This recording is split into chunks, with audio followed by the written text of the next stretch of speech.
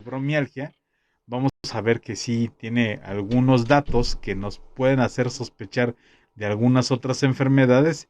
Sin embargo, no es exactamente que tengamos aquellas enfermedades.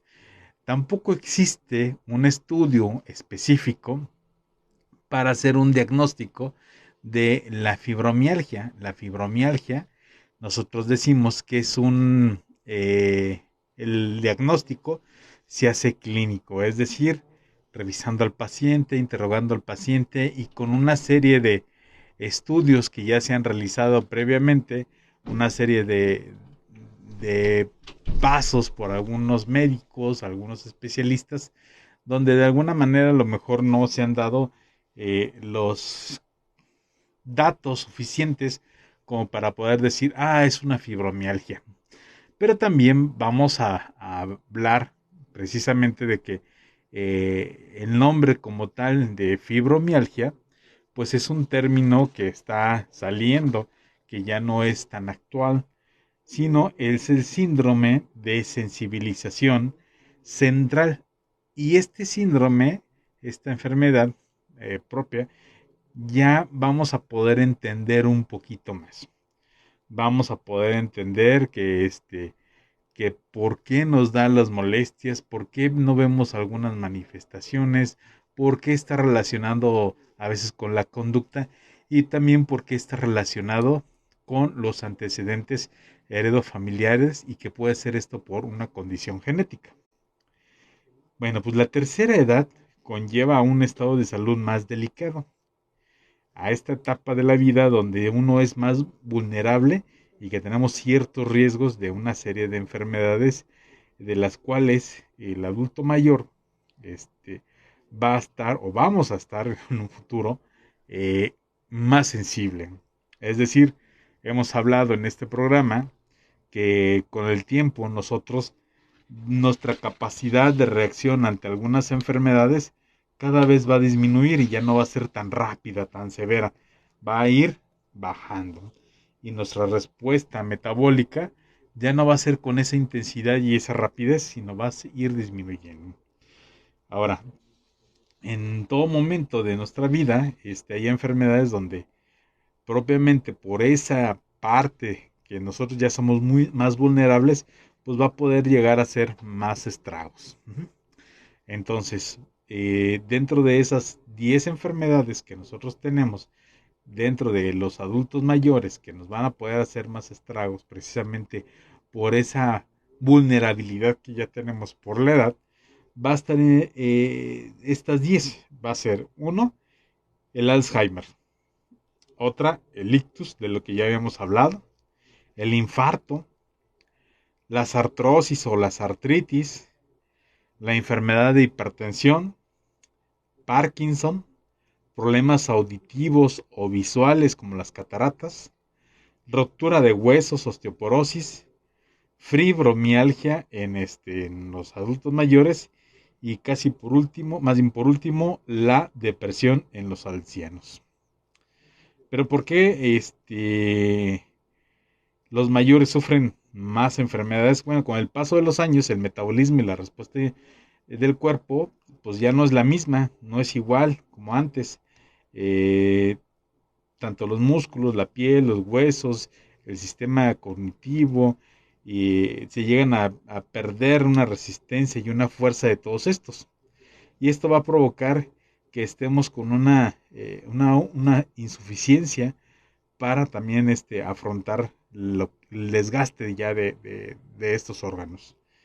En conjunto, las situaciones van a inducir poco a poco a que tengamos, si ya tenemos una enfermedad, a que pudiera ser un poco más severa o que pudiera complicarse.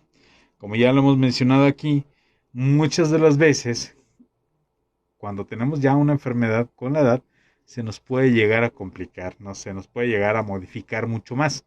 Ajá. Entonces ya no va a ser nada más, tengo hipertensión y ahora tengo también una insuficiencia renal a causa de la hipertensión.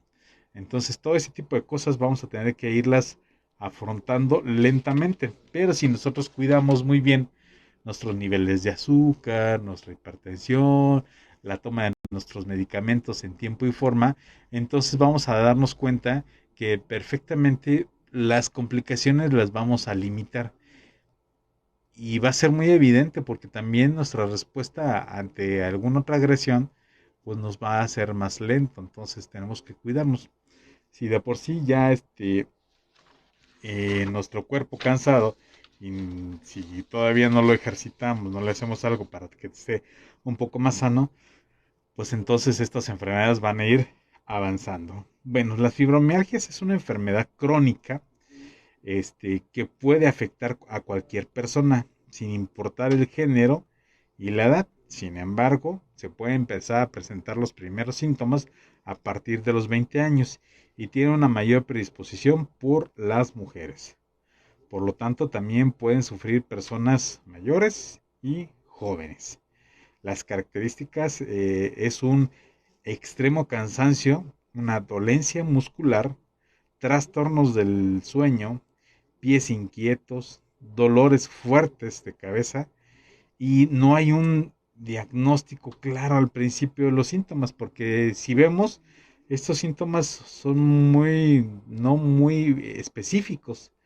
Pues todo el mundo podemos llegar a tener un dolor de cabeza, todo el mundo podemos llegar a tener un trastorno del sueño, todo el mundo podemos llegar a tener dolor de cabeza muy intenso, que a veces lo podemos llegar a confundir con migrañas. Entonces, si vemos, no es muy específico. Pero esta fibromialgia, el dolor, a pesar de que puede ser en cualquier parte del cuerpo, sí va a tener cierto comportamiento, ciertos lugares donde va a haber una mayor afección. Y al haber una mayor afección, vamos a ver que son lugares donde yo puedo decir, si es en mi rodilla, si es en mi cuello, si es en una articulación, debe ser algo esto del traumatólogo. Y a lo mejor vemos, tomamos el tratamiento y no hay mejoría. Pero a lo mejor si es de las articulaciones también puede ser del reumatólogo. Y entonces ya nos empieza a engañar esta enfermedad. Ya nos empezamos a decir, bueno, pues entonces tengo que buscar un médico específico para esto. Lamentablemente no hay una especialidad médica que se dedique únicamente a la fibromialgia y menos en adultos. Los geriatras seguramente sí consideran más en cierta edad que pueden presentarse, pero si vemos no es la número uno en la lista de las enfermedades más frecuentes en los adultos mayores. Sin embargo, sí está ahí dentro de la lista de los primeros 10. Ahora, la fibromialgia también puede presentarse aproximadamente en un 80 a 90% de las mujeres. Y de estas mujeres puede haber de ciertos grados. Puede ser desde un ligero 20%, unos pocos síntomas, a un 60%, incluso todos los síntomas, más una ansiedad. En México, el Instituto Nacional de Psiquiatría, Ramón de la Fuentes Núñez, suma esfuerzos para que profesionales de la salud en nuestro país atiendan y diagnostiquen la fibromialgia y también puedan darle información a los familiares con el aspectos clínicos y psicosociales. A pesar de que es una enfermedad, tenemos que ver también al núcleo familiar porque puede llegar a ser muy desgastante el hecho de que tú ves a tu familiar que con los medicamentos habituales no se les quita los dolores y quisieras hacerle algo más. Entonces, habrá que educar no nada más al paciente, sino también a los familiares. Ahora, al ser un dolor crónico y en tejidos blandos que va a predominar en el sexo femenino, pues es aún más la inquietud de querer hacerle algún beneficio. La fibromialgia es una enfermedad que a pesar de que es poco conocida,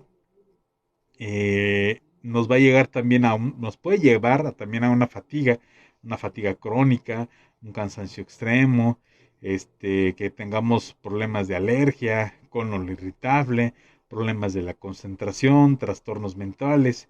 También cabe mencionar que no existe un estudio de laboratorio específico, no hay resonancia específica, no hay ultrasonido específico, vaya, no hay un estudio que sea un fibromial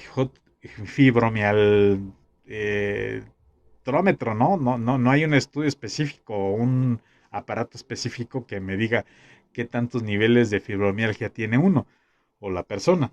No hay, no lo existe. Pero sin embargo, muchos de los pacientes, cuando tomamos el tiempo de atenderlos, de platicar con ellos, de verlos una vez, de verlos dos veces, y que empezamos a ver que los medicamentos normales, los medicamentos convencionales, no están dando el efecto deseado de quitar el dolor, y la persona a lo mejor me dice, ¿sabe qué?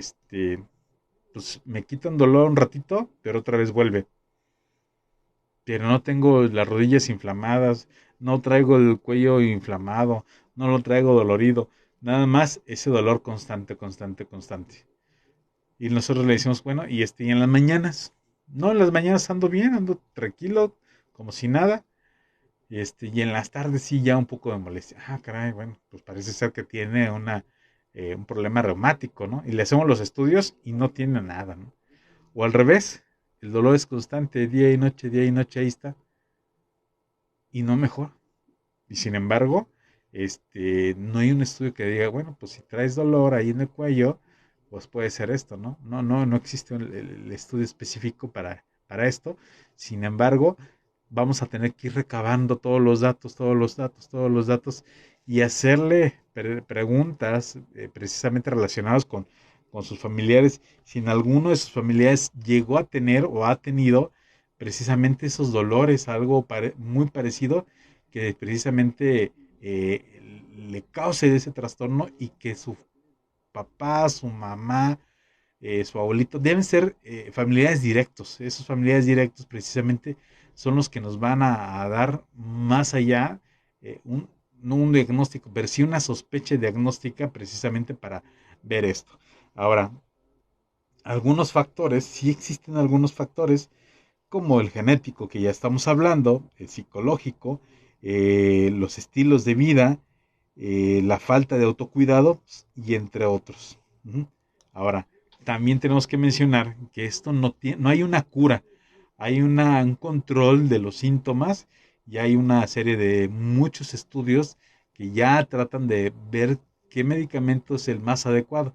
También hay otros medicamentos, más bien no medicamentos, suplementos que nos pueden llegar a ayudar precisamente a quitarnos algunos de los trastornos, pero no es una cura, simplemente ayudan a que esto no sea tan problemático. Ahora, no todas las veces vamos a poder llegar a un resultado de diagnóstico a la primera. Muchos de los pacientes van a tener un antecedente de que han estado yendo de médico en médico, de especialista en especialista, y que no hay un resultado positivo, no hay un resultado que les digan, bueno, pues ya fui con el reumatólogo y me dice que no tengo nada, no tengo nada. Ya fui con el traumatólogo y ya me sacó las radiografías y me dice que no tengo nada. Ok, y y ya fui con el psiquiatra y me dice que no estoy loco. Ok, ¿por qué? Porque muchas veces vamos a ver que le decimos, bueno, te duele aquí en la rodilla, te duele aquí en el cuello, te duele. Sí, ahí me duele, pero todos los estudios que nos llevan resulta que no tiene nada, sin embargo sigue el dolor, sigue ahí la fibromialgia, sigue el dolor.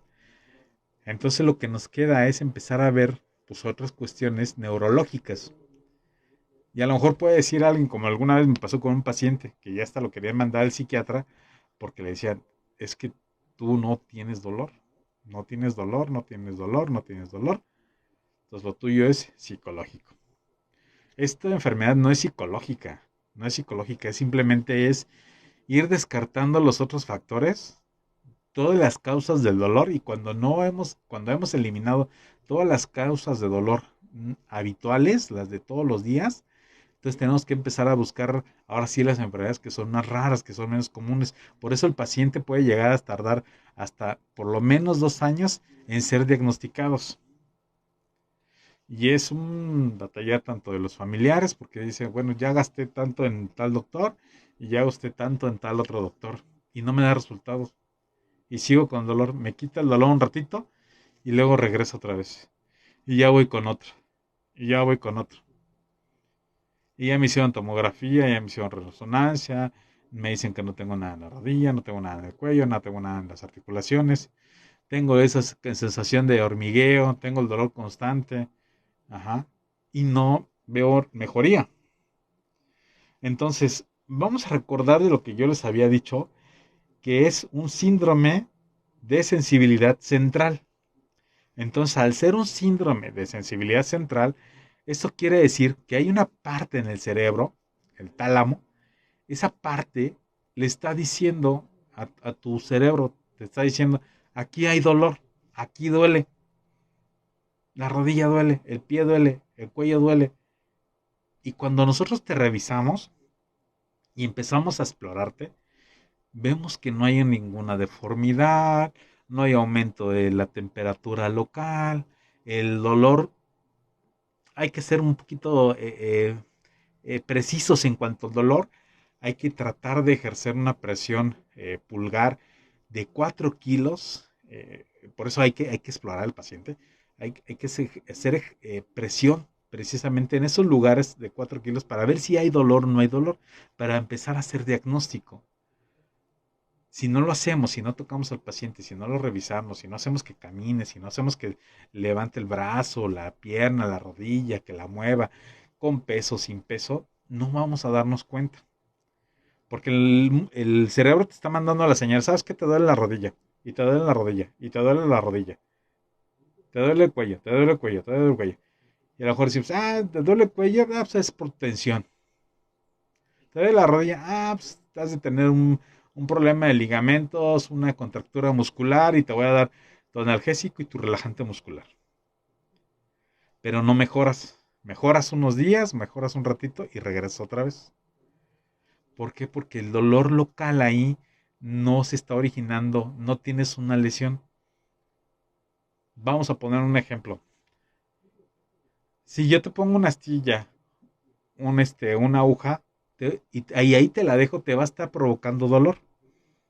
Yo te reviso tu pie, veo que está la astilla. Quitamos esa astilla y el dolor se debe quitar. Va a haber una inflamación, unos pocos días, se va a quitar y ya. Y ya no voy a ver nada. Y ya no debe haber dolor. Bueno, ¿qué pasa en la fibromialgia o síndrome de sensibilidad central? Lo que pasa aquí es de que tu cerebro te está diciendo, ahí duele. Duele la rodilla, duele el cuello, duele el codo, duele el hombro. Ahí está doliendo. Ahí hay el dolor.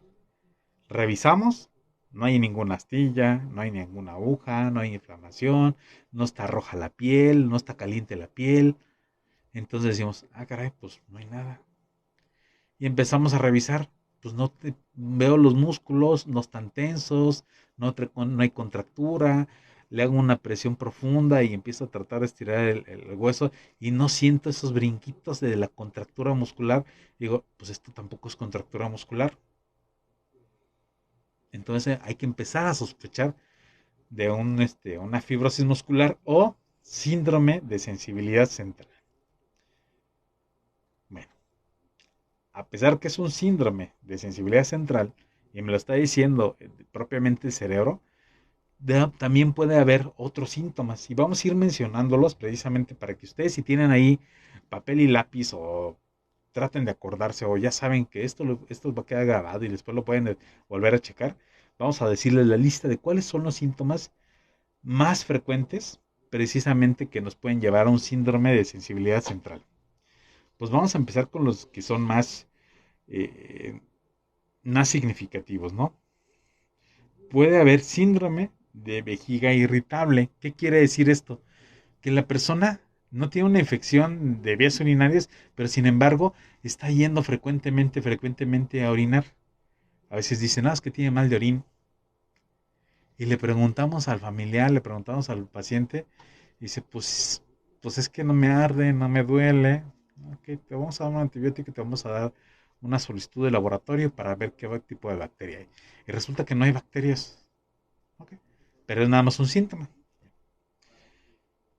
La fibromialgia, es decir, que haya dolor tanto en un tendón como en el músculo, en una articulación, en un músculo en general, puede haber dolor.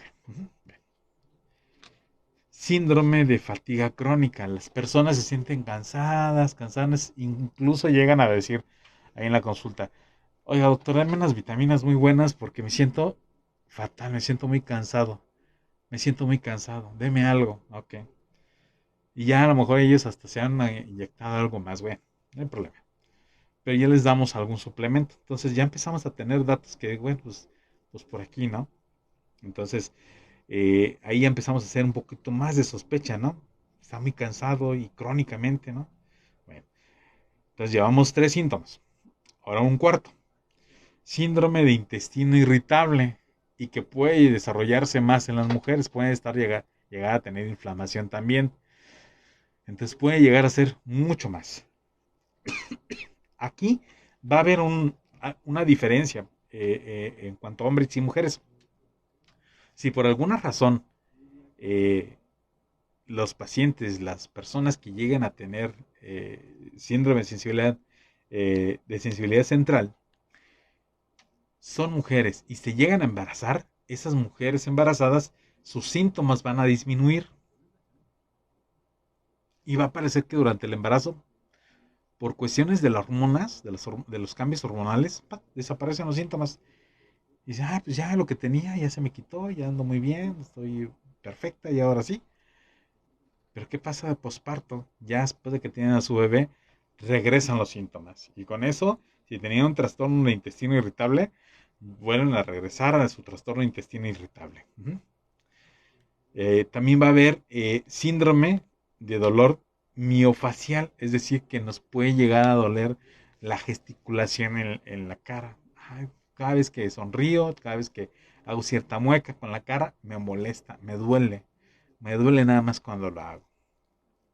Puede haber depresión, los trastornos precisamente dolorosos nos pueden llegar a alterar el estado emocional e incluso nos pueden llevar a una depresión. Migrañas, cefaleas temporales, cefaleas muy largas, también es un síntoma que nos puede empezar a decir, esto puede ser una mialgia, un síndrome de sensibilidad central. El síndrome de las piernas cansadas, mujeres de 40 años, mujeres de 60 años, que constantemente dicen, mis piernas, no aguanto mis piernas, ya me cansé, me quiero sentar, me quiero acostar. Ajá. Ha habido mujeres en la historia, como Florence Nightingale, que fue una enfermera, que pasó 50 años postrada en cama precisamente por uno de estos síndromes. Y ella seguramente debe haber tenido un síndrome de sensibilidad central, pero en ese entonces fibromialgia y a lo mejor mal diagnosticada. ¿Cuál otra alteración? Alteraciones del sueño. Entonces ya empezamos a agregar más y más y más factores. Entonces las alteraciones del sueño también es un síntoma que también nos puede estar diciendo, tengo alteración del sueño y tengo el dolor. Caray, a ver, voy a revisar un poquito más. Y no cede a los medicamentos convencionales. Caray, voy a revisar un poquito más.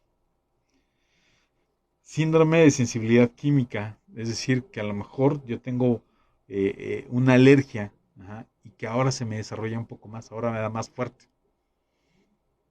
Pudiera ser que yo pudiera tener esto.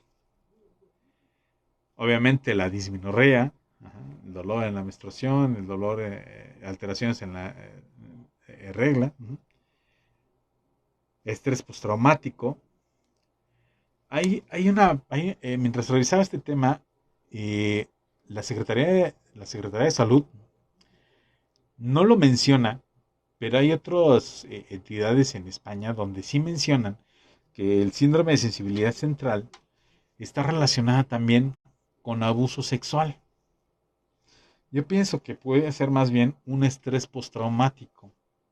Si tuviste un accidente muy fuerte y a lo mejor te lesionaste, a lo mejor eso te va a provocar un estrés postraumático y a lo mejor eso también es un dato que no estamos viendo, pero que también puede ser un dato que lo está pudiendo desencadenar. Eh, Ahora, pues nosotros tenemos una serie de factores predisponentes que ya habíamos mencionado, que uno de ellos era el genético, ¿no? Que era el más frecuente. Y tenemos estos síntomas. De entre estos síntomas, eh, uno de los más frecuentes va a ser precisamente el de la fatiga crónica. La fatiga crónica, según un estudio realizado en Canadá, con 338,000 pacientes que fueron diagnosticados precisamente con una síndrome de fatiga crónica, fibromialgia y sensibilidad química, para hacer un análisis de síndromes de sensibilidad central, perdón. Esto lo hicieron precisamente para ver y tratar de ver cuáles eran los tres síntomas más comunes. Y los tres síntomas más comunes eran precisamente la sensibilidad química múltiple, el síndrome de fatiga crónica y la fibromialgia. Siendo la fibromialgia considerada con un 27%. Ajá. Y la sensibilidad química, esa, al ser inespecífica, de no ser nada más un solo dato, y aunque es del 51% de los casos donde se va a presentar, no siempre me va a decir, ¿sabes qué? Tienes una sensibilidad química múltiple, si es posiblemente que tengas una síndrome de sensibilidad central. Pero los otros dos datos sí, es decir, el síndrome de fatiga crónica y la fibromialgia, que van a equivaler al 49% de los casos. Ahora, en el caso de la fatiga crónica, en el caso de la fatiga crónica, las afectaciones en los pacientes se van a ver en más del 68%. Es decir, los pacientes que llegan a tener una síndrome de sensibilidad central van a presentar este síndrome de fatiga crónica el 68%. Ese es un dato importante. Y en el caso de la fibromialgia, aquí todavía es más importante porque se va a presentar en el 69% de los casos. Es decir, de las personas que llegan a tener este síndrome, síndrome de sensibilidad central, va a haber un 69% que van a tener precisamente las fibromialgias y un 31% que no. Entonces no puedo decir que todas las personas que tienen una fibromialgia van a tener un síndrome de sensibilidad central. Bueno, ahora eso en cuanto a esos tres datos según un estudio canadiense. Sin embargo, también nos pusimos a investigar un poquito más y vimos algunas personas que son más cerquita a nosotros, no canadienses, sino sí una clínica que tanto hace estudios en Estados Unidos como estudios en México, y va a ser los datos de la Clínica Mayo. La Clínica Mayo está en Estados Unidos y en México, y ellos siempre hacen consensos y ven qué es lo que puede ayudar, qué es lo que no puede ayudar, y están siempre dispuestos a recibir pacientes para ayudarles, ¿no? En el caso de aquí, de la fibromialgia, pues no nos hablan tantos de datos, ¿no? No nos dice, pues son tantos millones, son tantos factores, no. Pero sí nos hace mención de un dato que no nos mencionan otros, donde el hecho de poder hacer eh, ejercicios de relajación, ejercicios precisamente para meditar, para evitar el estrés, pueden ayudar. Sin embargo, no es una cura, nada más pueden llegar a ayudar. Entonces, a pesar de que los demás estudios no me dicen eso, pues sí hay en la clínica Maya sí menciona que los ejercicios y la relajación como la meditación pueden ayudar precisamente al estrés.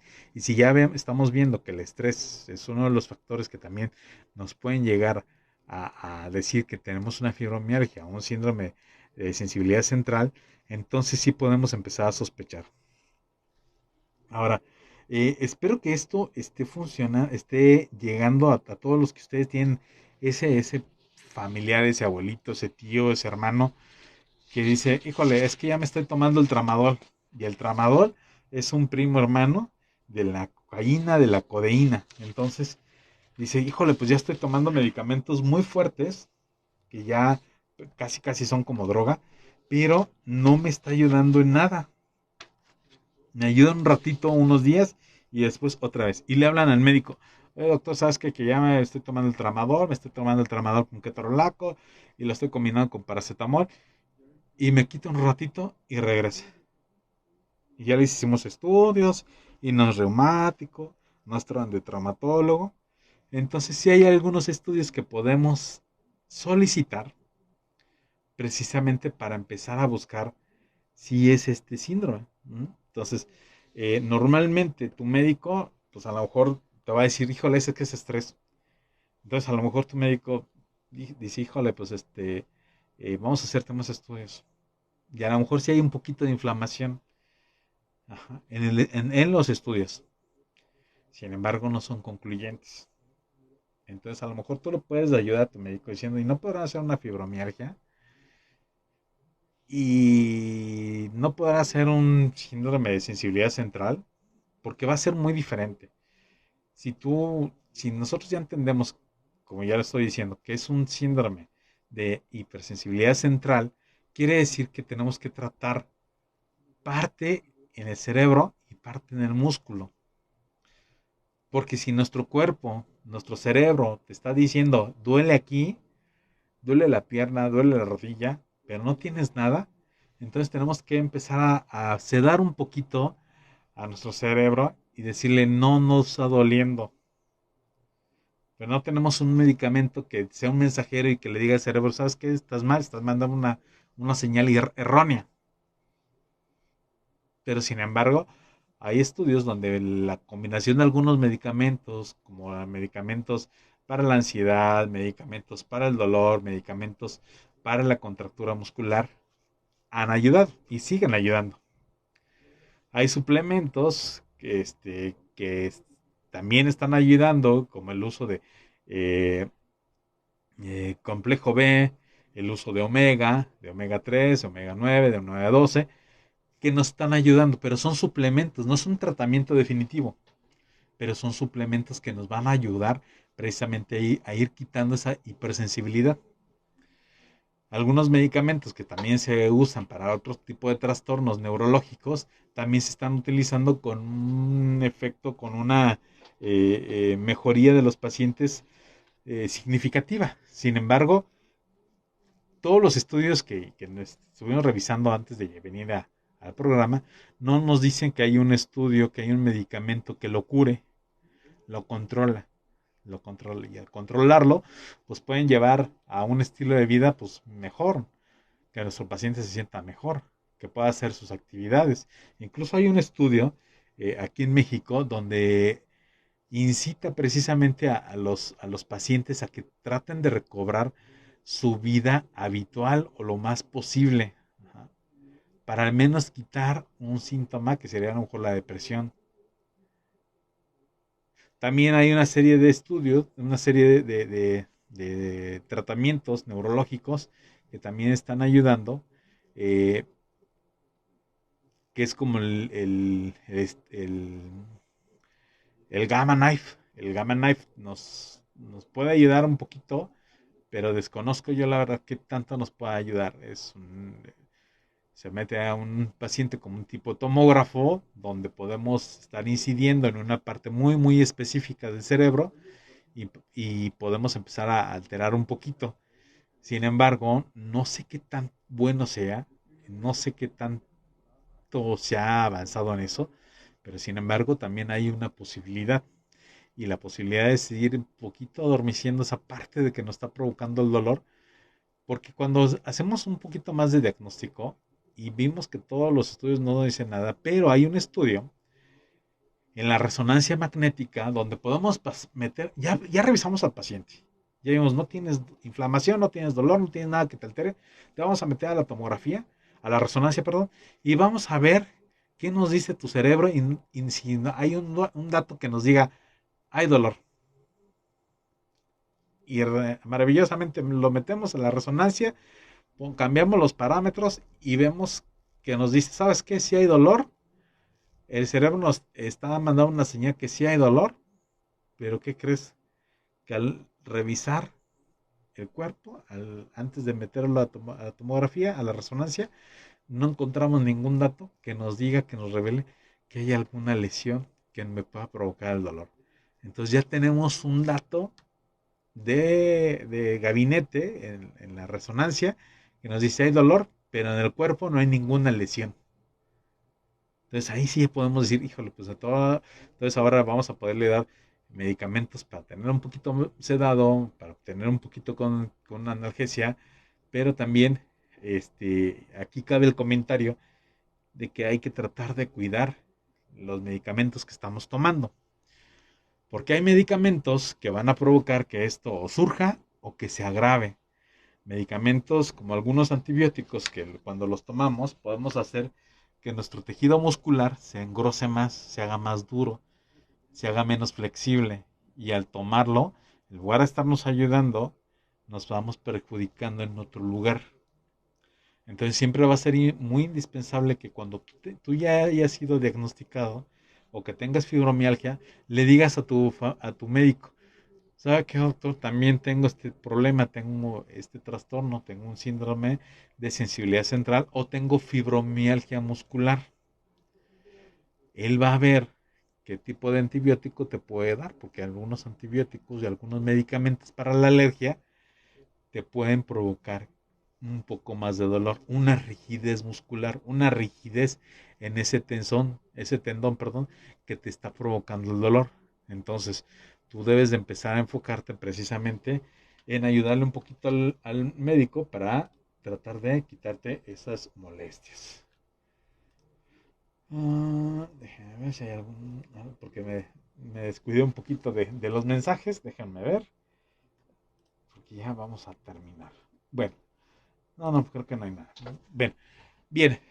Entonces, en sí, vamos a ver y vamos a tratar de ver que si nuestro tío, nuestro abuelito tiene alguno de estos síntomas, que si es un síndrome de vejiga irritable, una fibromialgia, dolor ahí muy localizado cerca de las articulaciones o en la inserción precisamente de entre el músculo y el hueso, ahí hay dolor.